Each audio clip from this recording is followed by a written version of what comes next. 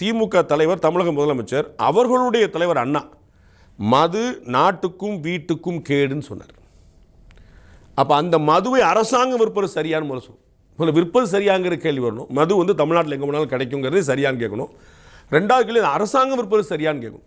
மூணாவது கேள்வி அதில் ஏதாவது தடை இருக்குதான்னு கேட்கணும். நாலாவது கேள்வி அதில் ஏதாவது வந்து ஒரு வரையறை இருக்குதான்னு கேட்கணும்.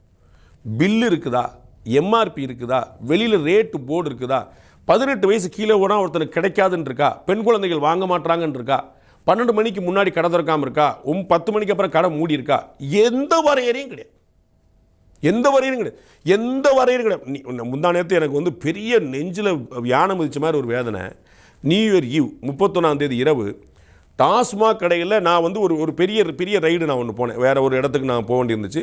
அதில் போனால் வழி நெடுக இந்த விருகம்பாக்கம், நெற்குன்றம் அந்த மாதிரி பல இடங்களில் 20-30 அடிக்கு ஒரு கடை, ரைட்டில் ஒரு கடை, ஒரு 50 அடி தள்ளி லெஃப்ட்டில் ஒரு கடை, லெஃப்ட்டில் ஒரு கடை, எல்லா கடையிலையும் ஒரு 100 பேர் 150 பேர் குடிங்க. நான் அது குடிக்கலாம் கூடாதுன்னு சொல்லலாம், தத்துவவாதி நான் கிடையாது.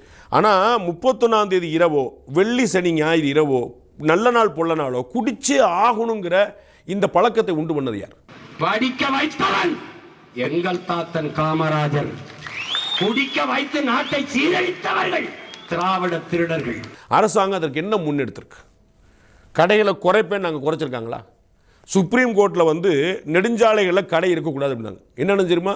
நெடுஞ்சாலையில் இருந்த கடையை எப்படி திருப்பி வச்சுட்டு இது நெடுஞ்சாலை கிடையாது ஊராட்சி அப்படின்ட்டாங்க. இதுதான் திராவிட மாடல் ஆட்சி.